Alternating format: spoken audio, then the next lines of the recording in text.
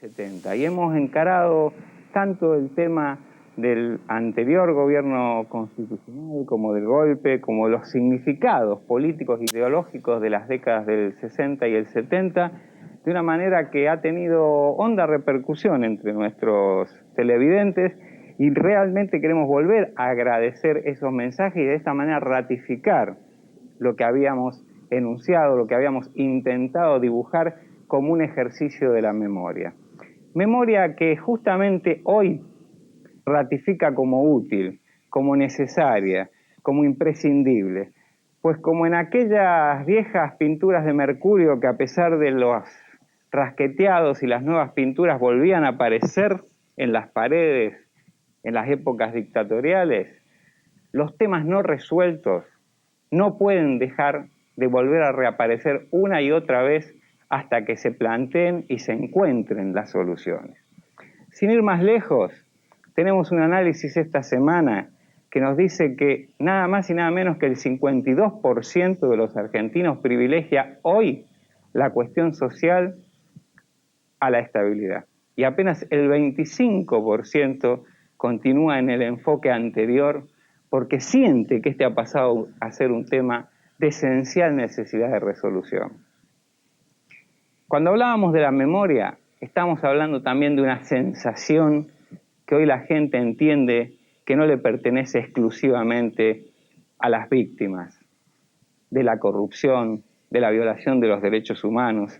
Hoy hemos visto cómo reprimían en Chile, después de 25 años también del golpe de Estado, las manifestaciones en repudio al dictador Pinochet. Incluidos han sido golpeados salvajemente algunos periodistas argentinos. En el Senado de la Nación Hermana se entró con la foto del expresidente asesinado, del ex jefe del Estado Mayor del Ejército chileno, Carlos Prats, asesinado en nuestro país por orden de Augusto Pinochet, repudiando la nueva figura de senador vitalicio que inaugura el general Pinochet en Chile. En nuestro país hace pocos minutos acababa la manifestación frente a la casa del famoso y tenebroso Tigre Acosta. Bussi está cuestionado desde el punto de vista de sus cuentas en el exterior. Y esto no es simplemente un ejercicio de memoria de un sector de la sociedad. En estos meses hemos aprendido todos que estos problemas están vinculados a nuestros problemas actuales, que no han quedado en el pasado. AMIA, Embajada de Israel, han mostrado los vínculos con la antigua represión ilegal. Lo ha mostrado la bonaerense de Camps, vinculado al robo de automotores, a la corrupción de la droga y también al asesinato de José Luis Cabeza. Por eso que estos temas que tienen que ver con nuestro pasado, pero también con nuestro presente y con nuestro futuro, tienen que ser encarados y resueltos. Si no, volverán a aparecer una y otra vez como las viejas pinturas de Mercurio. Enseguida volvemos con Política en Acción, por supuesto el tema de hoy, el nuevo Código de Convivencia en la Ciudad de Buenos Aires, los debates que se dieron en las plazas de los barrios de Buenos Aires y los legisladores de la ciudad con nosotros. En minutos en Política en Acción.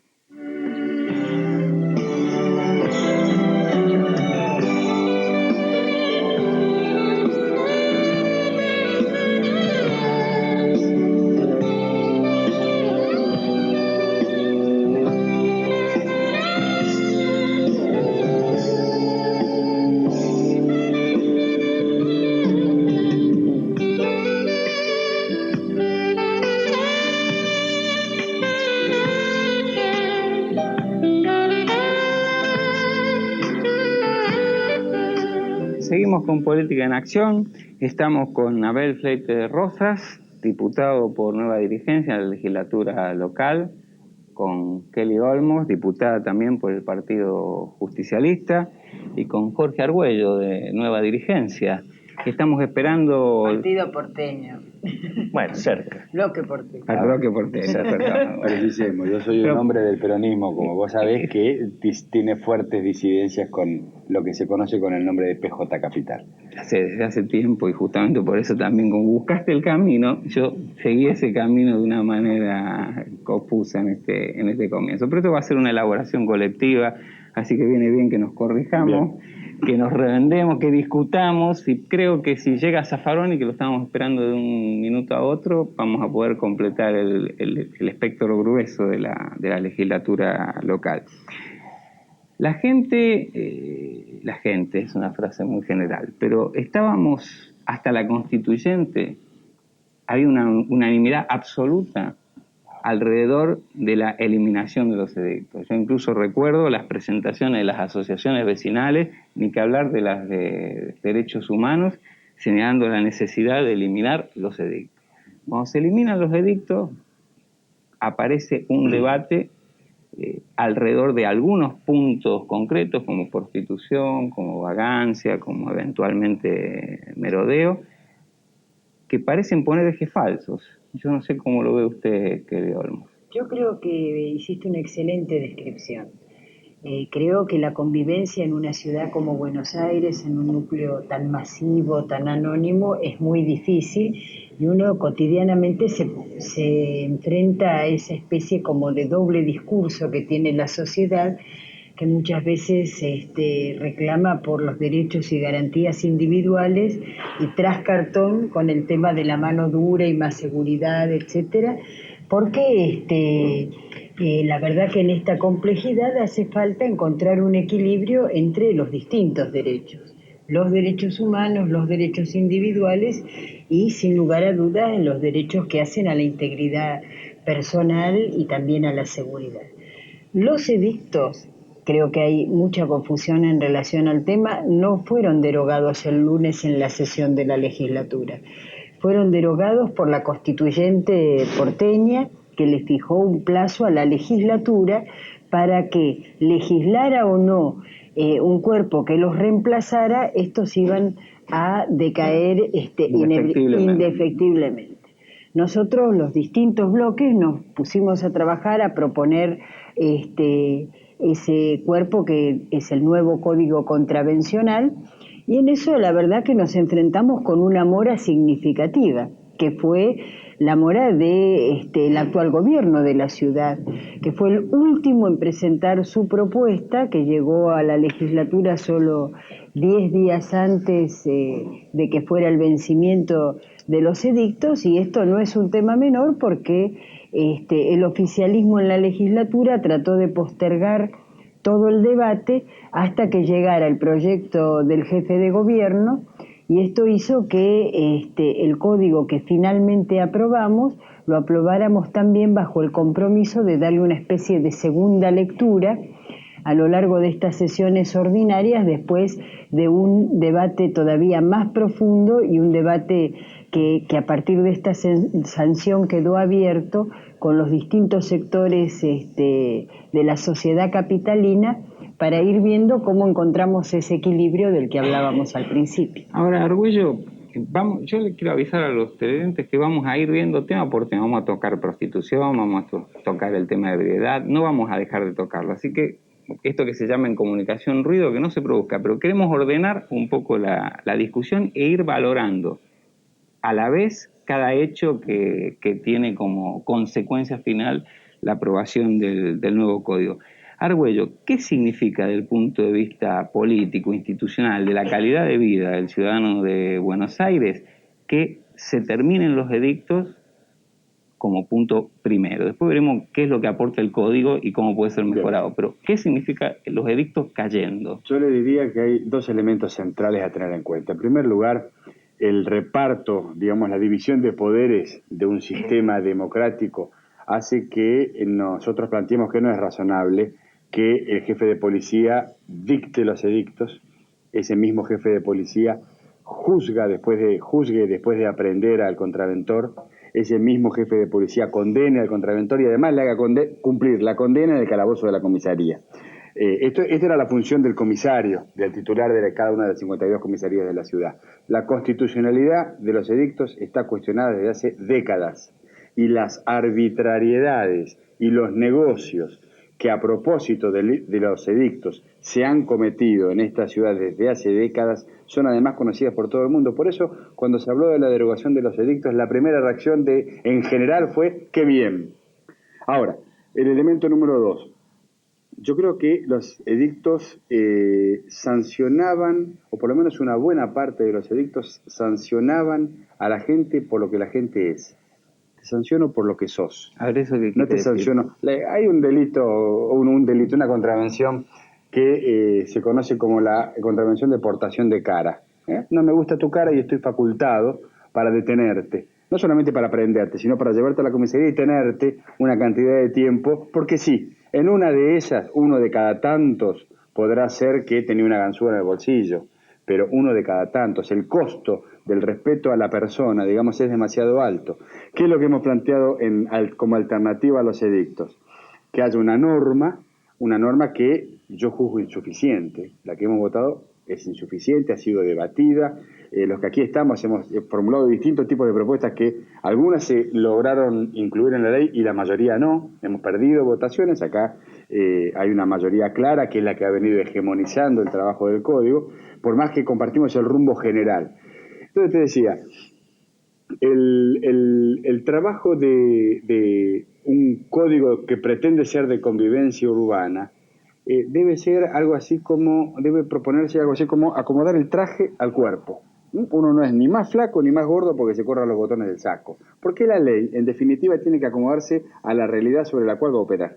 Ese es el sentido que debe tener el legislador al hacer la ley. Entonces, antes de ir hacia el código, hay una parte que no desarrolla. Un comentario rapidito que me parece que es importante. Antenoche no se sancionó el Código Contravencional y de Faltas de la ciudad. Antenoche se abrió un debate que está pendiente en esta sociedad respecto del alcance y el modo en que vamos a arreglar la convivencia entre los porteños. ¿Sabes qué es lo primero que hace un código legislativo cuando se constituye?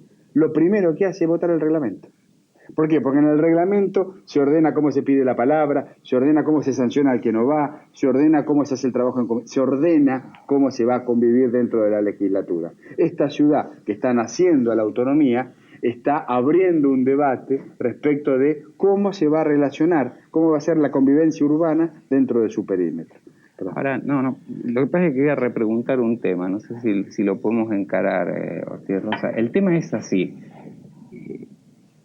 Señalaba Argüello, y lo decíamos en el sentido de la derogación de los edictos, que ha sido permanentemente un reclamo a las organizaciones de defensa de derechos humanos y la denuncia de que ha sido foco de, obviamente, de arbitrariedad, de abuso de autoridad y de corrupción. ¿Qué ejemplos concretos, claros, podemos dar en este sentido? No, esto es así, y en eso coincidimos todos. Y hemos coincidido, aparte de que esto ya estaba determinado por la Constitución, de que los edictos eran un sistema indefendible. Era un sistema que se prestaba al abuso, se prestaba muchas veces a convertirse en una fuente de recaudación o de caja por la tolerancia de determinadas situaciones. Y además era un caso, como recién bien se dijo, donde la misma entidad, la policía, los dictaba, era legisladora, era juez y era parte, cosa que desde cualquier punto de vista... Y a veces era administradora, no solo de los recursos, sino de los mismos hechos que provocaban. De modo que este sistema, en general, en cualquier país más o menos con un desarrollo así cultural civilizado, es inaceptable, no existe, y acá estábamos todos de acuerdo en la necesidad de poner fin al sistema en sí. Ahora, esto no significa que estemos contentos o satisfechos con este código contravencional que se dictó. Nosotros creemos que este código es insatisfactorio, es insuficiente y se ha dictado con grandes carencias, porque además reemplazar el sistema de edictos, que como dijimos significa un legislador, un sistema de procedimiento, un juez, todo lo hacía la policía. También de nuestra parte significa establecer no solo un sistema contravencional, un sistema de procedimiento, una justicia en funcionamiento con todas sus características. Y en esto, como también se dijo, hay una gran deuda del gobierno de la ciudad. El gobierno de la ciudad tuvo un año de ventaja sobre la legislatura para avanzar en ir preparando esta legislación e incluso dictando ciertas bases, pues la Constitución la autorizaba, y no hizo nada. Y nos encontramos con la legislatura en funcionamiento y con un tiempo muy breve porque además era un plazo improrrogable, en 3 meses había que hacer todo esto. Llegamos a dictar un código contravencional que yo llamaría de mínima, que en nuestro bloque, en nuestra bancada, como también otros diputados, objetaron muchos de sus aspectos, pero que no había otra alternativa que dictarlo, con muchos huecos, con muchos vacíos, y que además todavía no puede funcionar porque falta organizar la justicia contravencional, falta organizar el sistema de fiscales que hagan la acusación, falta aprobar el sistema de procedimiento. De modo que esta es, digamos, una pata de una mesa que debía tener 4 o 5 patas y que por ahora tiene una sola. Y encima esta que hay es medio renga. Y esto sin entrar a señalar ya algunas carencias. Yo le voy a mencionar, por ejemplo, una sola, que es un tema que lo discutimos mucho en el recinto, pero que la mayoría no lo quiso aceptar. Por ejemplo, en este sistema de contravenciones, el hecho de que una persona cometa una contravención por primera vez, o por quinta o sexta, y sea un viejo contraventor, es indiferente para la pena. No se toman en cuenta los antecedentes. Más aún, ni siquiera hay un registro de antecedentes. Sí, en realidad, justamente el artículo 71 lo que dice es que se borran los datos. Exactamente, se borran. Y esta fue una toma de posición de la mayoría, fue una toma de posición de la mayoría que era adversa a que se tomaran en cuenta los antecedentes de un imputado como si fuera lo mismo una persona que en alguna oportunidad comete un hecho de violencia a quien habitualmente anda armado o amenazando o hostigando a los vecinos o atropellando a la gente o que va siempre, no sé, con cadenas a los partidos de fútbol. Yo le pregunto, Olmos, ¿cómo, si esto no tiene importancia, como dice Fleitas Ortiz de Rosa? No, pero yo no dije que no tenga importancia. No, digo, si dije queda, que esto es insuficiente e insatisfactorio. No, el código no, digo, el aspecto de que no tiene importancia si es la primera o la quinta o la 17ª vez. ¿Cuál es el criterio con el cual se fijan, por ejemplo, la graduación de las penas? Bueno, hoy precisamente profundizamos ese debate y en el proyecto de despacho que mañana debería sancionarse sobre los aspectos procesales que recién comentaba el colega que tenemos que completar con esa sanción, hemos encontrado un mecanismo por el cual los antecedentes pueden ser consultados exclusivamente entre jueces o entre juzgados. Tienen vigencia los antecedentes por el término de 1 año y, digamos, este aspecto se va a incluir en el procesal. Sí, no, yo quiero aclarar. Sabés que es un parche eso, sabés que es un remiendo. No, pero yo no estoy defendiendo. Sí, quiero decirte se trataría que había que ir... equilibrar, de que los antecedentes no actúen como elemento de persecución, pero tampoco que sean indiferentes. Pero que no sean indiferentes y que los antecedentes se puedan tomar como uno de los aspectos que hacen a la graduación de la pena, porque hay otros aspectos como la circunstancia en que se cometió la contravención, digamos, si implicaba o no embriaguez, si involucraba o no a menores, es decir, hay una serie de circunstancias que permiten la graduación de la pena. Una de ellas debe ser por lo menos la conducta inmediata en relación a la actitud contraventiva. Ahora, Argüello, sí. Pero, perdón, para que no quede una imagen falsa, no es que estoy diciendo que con esto se resuelve. Digo, estoy diciendo que ese debate que había quedado inconcluso en la discusión esta de carácter procesal lo volvimos y avanzamos un paso más en por lo menos no dejar un vacío en esa materia. Argüello, señalabas algunos de los aspectos en los que se había perdido, por ahí este es uno de ellos, pero si tuvieras que señalar 2, 3 elementos fundamentales de lo positivo, aparte de la caída de los edictos del nuevo código, y 2 o 3 de las falencias, ¿cuáles elegirías? Yo diría, el elemento central es el hecho de que yo, frente a una contravención, aunque sea una contravención que para mí es muy grave, que es llevar, por ejemplo, bengalas escondidas debajo de la ropa cuando voy a la cancha, eso es una pavada y una cosa muy seria a la vez. Que ha provocado muertes. Exactamente. Yo te diría que esa persona que debe tener las garantías de un proceso debido y debe ser juzgada por un juez, a partir de ahora tiene garantizado que el juez competente es el que lo va a juzgar y que hay un régimen que muy rápidamente lo va a declarar inocente o culpable y le va a hacer cumplir una pena. Va a tener un defensor aunque no tenga abogado. Los juzgados contravencionales estarán abiertos todo el día. 4 horas van a funcionar precisamente para poder ocuparse de la totalidad de la demanda. O sea, yo te diría, primer gran elemento, a mí, a vos, a quien cometa una contravención lo va a juzgar un juez. Segundo elemento que me parece importante... Y los juzgados van a estar las 24 horas, por esto de que la policía tiene que llevarlo al juzgado y no a la comisaría. Claro, porque ahora ¿qué pasaba? Supuesto contraventor era aprendido por la policía y llevado al calabozo. Dejemos de lado las historias de si llevó si mate, se combinó algo antes o no. Pero ya era llevado al calabozo. Y al otro día, o a los 2 días, antes de soltarlo le decían firmar los papeles, y él firmaba los papeles, se quería ir de la comisaría. Y con los papeles era tal la falta de garantías procesales que con los papeles terminaba firmando un consentimiento de la condena y por lo tanto invalidaba la posibilidad de hacer una apelación ante un juez. Por eso el 5% de las personas detenidas en comisarías ese es el número, el promedio histórico de apelaciones ante un juez penal a posteriori de haber salido de la comisaría. Por el otro lado, ¿qué cosas a mí me parece que habría que mejorar? Bueno, más allá, yo diría, más o menos las cosas que perdimos en el recinto. Yo creo que hay que dar una discusión más profunda respecto de la edad de la punibilidad en materia contravencional. Lo intentamos. Casi fijó 18 años. 18 años. Y yo creo que hay figuras como la del patoterismo, por ejemplo, que yo diría que son figuras contravencionales que más se verifican en chicos de 15, 16, 17 años que en gente grande. Y como este código, y esta es una tercera cosa a favor, es un código que tiende en un 90% a la resocialización.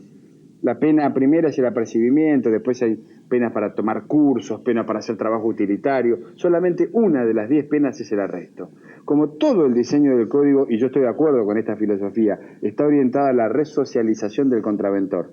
Me parece que un menor de 16 a 18 años que tiene fallas en la convivencia y que comete contravenciones... Que no son delitos y no se ser resocializado. No le demos arresto, no le demos multa. Démosle apercibimiento, démosle trabajo social. Hacer cursos, dejemos abierta la discusión acerca del trabajo social. Ese es uno de los temas. Otro es la reincidencia. Votamos juntos este tema, perdimos juntos. Otro de los temas que yo propuse son los ruidos molestos, por ejemplo, que me dirán, no es de las principales figuras, o me dicen, bueno, pero está contemplado el Código de Falta. No está contemplado el Código de Falta. Definitivamente no está contemplado, no la figura que yo perseguía, que es el ruido, el bochinche, la molestia a las 2 de la mañana de esta noche. Porque si vos te pones a tocar el tambor a las 2 de la mañana con tus amigos en la puerta de la ventana mía que da a la calle, está bien, yo mañana puedo ir a juez de falta, pero vos esta noche no me dejaste dormir. Esta noche necesitaba yo que mis chicos durmieran porque a la mañana van al colegio, por ejemplo. Estas que parecen pavadas son cosas importantes que muchas veces generan mucho conflicto en los barrios. Otro de los temas que yo creía que había que incluir en el código es alguna herramienta. Propusimos 4 o 5 artículos y no nos fue bien, que previnieran esta suerte de instalación de zonas rojas de hecho, que se dan en 1 o 2 cuadras, en una plaza, en 2 o 3 esquinas, esta concentración de personas ejerciendo la prostitución, no desde hace mucho tiempo, sino desde ayer a la tarde. De golpe aparecen en una zona, y esto ha generado muchos problemas, yo lo he visto a lo largo de los últimos años. Los vecinos que vienen a quejarse, porque en la puerta de la casa, el novio cuando viene a buscar a la hija, tiene problemas con las paradas fijas, no son vecinos fascistas que quieren erradicar por decreto la prostitución del mundo. Son vecinos que dicen, denme a mí también la posibilidad de no estar condenado para siempre a vivir esta realidad. Tomemos este tema porque quizás y después vemos las soluciones, completemos la ronda, porque este es el tema que salió a la discusión hoy. Yo no soy ingenuo y no voy a eludir que posiblemente un sector de lo que se denomina el lobby policial pueda tener, incluso Argüello creo que lo señaló en denuncias públicas, puede tener que ver con agitar el fantasma que de un día para el otro vamos a tener inundada la ciudad de policías, de prostitutas, de travestis, de punguistas. Pero ha golpeado en sectores de la sociedad. Evidentemente el problema no nació hoy ni ayer, sino que ya existía incluso con los edictos, pero...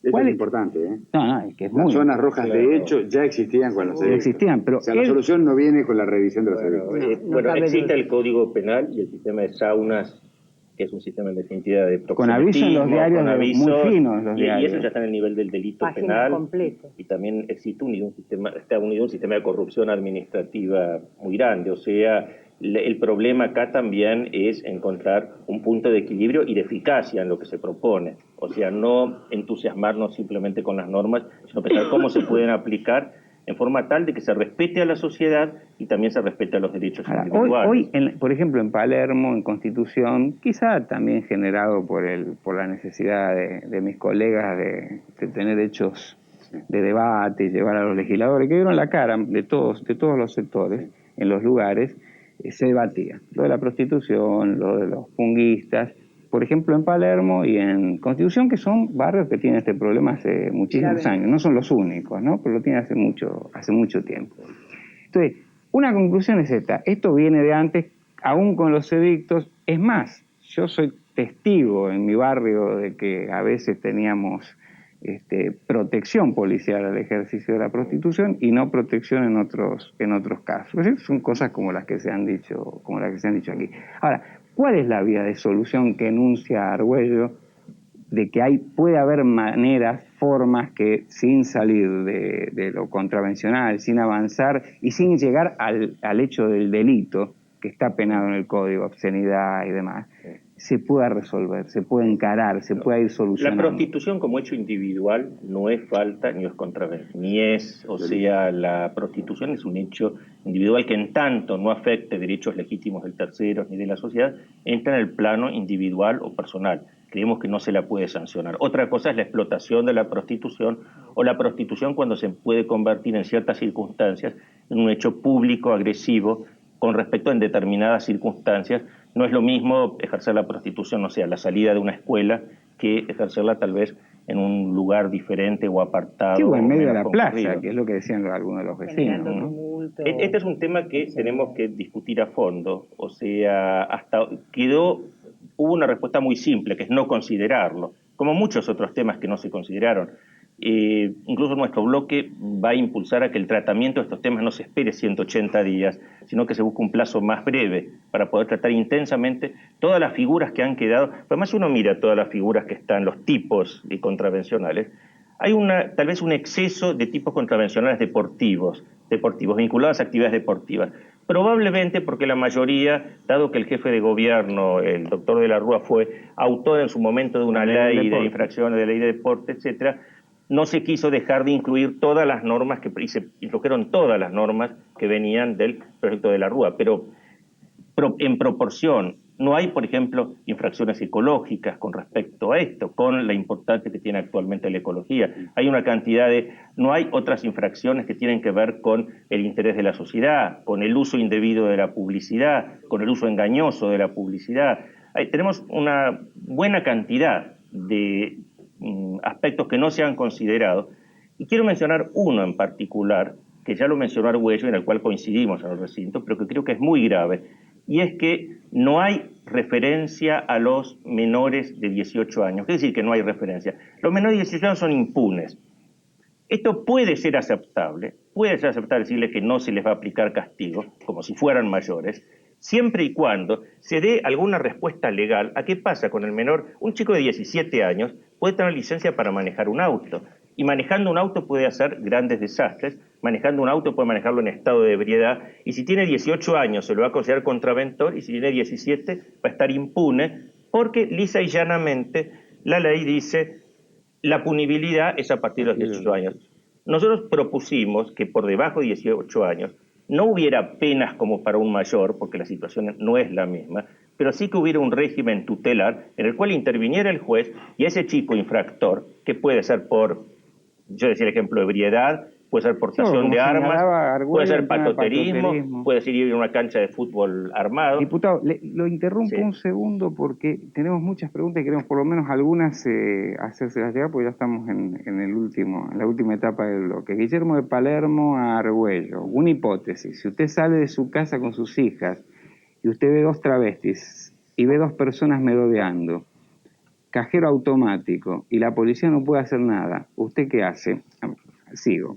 Julio de Caseros, a los legisladores en su conjunto. Si la policía legislaba, ¿pueden dar algún ejemplo ¿De qué manera se controlará que el contraventor no reincida? Alberto de Núñez dice que los vendedores ambulantes no tienen una ordenanza que los proteja y quien organiza los operativos contra ellos es Varela, ex represor de la ESMA y ahora director de la Policía Municipal. ¿Cómo puede ser? Abogado Carlos de Martínez, estamos induciendo al engaño. El Código de 1928 le da poder a la policía que le lean el código a la gente. Elena de Almagro, tengo entendido que muchas de las contravenciones que figuran en el código funcionan en algunos conductas y actividades que a veces no realizan cotidianamente, sin saber que ha caído en una contravención. ¿De qué forma se educará a la población? Este es un tema interesante, porque hay muchos temas que ya aparecen en los 71 artículos que la gente habitualmente las hace. Jorge de Parque Chacabuco, ¿de qué manera actuarán los jueces en relación a este tema? Hay varios. ¿Quiere elegir alguna? Sí, me gustaría, digamos, en primer lugar, esto que comentaban, cómo es que actuaba la policía en el sentido de ser legislador. Bueno, una manera muy práctica es decir que algunas figuras que no están, por ejemplo, ahora contenidas en el Código Contravencional, fue una decisión porque sabíamos que están contenidas o bien en el Código Penal o bien en el Código Contravencional Federal, por ejemplo, todo lo que está relativo a la aportación de armas, o en el Código Penal, como recién hablábamos, del rufianismo, o el merodeo, o la tentativa, etcétera. ¿Por qué aparecían antes en los edictos? Porque esta doble figuración le permitía al comisario, digamos, resolver el tema aprehendiendo a la persona y teniéndola en un calabozo sin necesidad de derivarla al sistema judicial.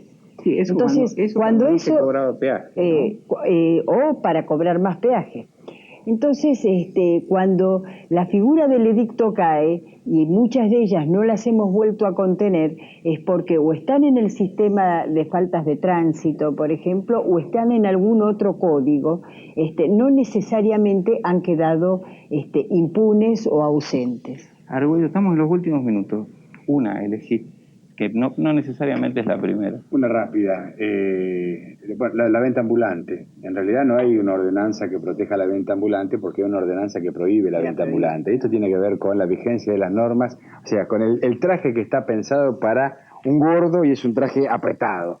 Hay una ordenanza que desde hace años prohíbe la venta ambulante en la ciudad de Buenos Aires. Todo el mundo sabe que en cualquier barrio de la ciudad de Buenos Aires la venta ambulante existe y no pensemos en ese señor desdentado que nos vende una bombacha, pensemos en una organización que regentea el negocio, que los provee de comunicación, de abogados, y que hace la recaudación. Y que arregla también, claro. Y que arregla para que no los desalojen. Bueno, me parece que hay que tener presente una cosa.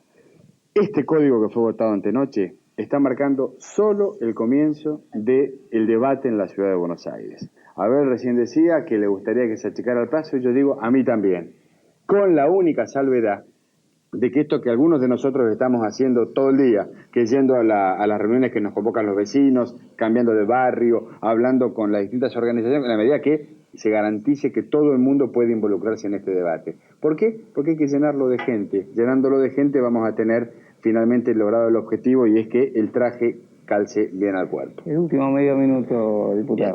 Hay una pregunta que toca un aspecto importante, que es cómo va a funcionar la justicia. Hemos hecho toda la crítica de la policía, pero nuestro gran desafío es organizar un sistema judicial que sea transparente, que sea eficaz, que sea eficiente, que a toda hora pueda dar respuesta a este tipo de problemas y que al mismo tiempo que le da garantías al imputado, también sepa sancionarlo y sepa aplicar la sanción, hacer el seguimiento de la sanción, el que el ciudadano sepa entonces que si ante él ha ocurrido una determinada contravención, el juez ha entendido esto y ha llegado rápidamente la sanción que corresponde. Este tipo de hecho, cuando ocurre, tiene también un carácter ejemplar. Ejemplar para el infractor y ejemplar para el ciudadano que tiene la seguridad que frente a las contravenciones se aplica la ley. Bueno, les agradecemos a los tres su presencia, lamentamos que no haya llegado Zaffaroni. Un dato, para que ustedes vean la primera parte, la positiva, la reflexión sobre la caída de los edictos. El año pasado hubo 250.000 detenciones por la policía en la capital federal. Solamente el 18% de ellas fueron vinculadas a delitos reales. Las demás fueron contravenciones o averiguación de antecedentes. Es un hecho ineludible para el análisis de los legisladores. La segunda, lo que aquí se decía, empieza un periodo donde cada uno de nosotros tiene que asumir la responsabilidad de contribuir a cómo sea la forma final del Código de Convivencia de la Ciudad de Buenos Aires.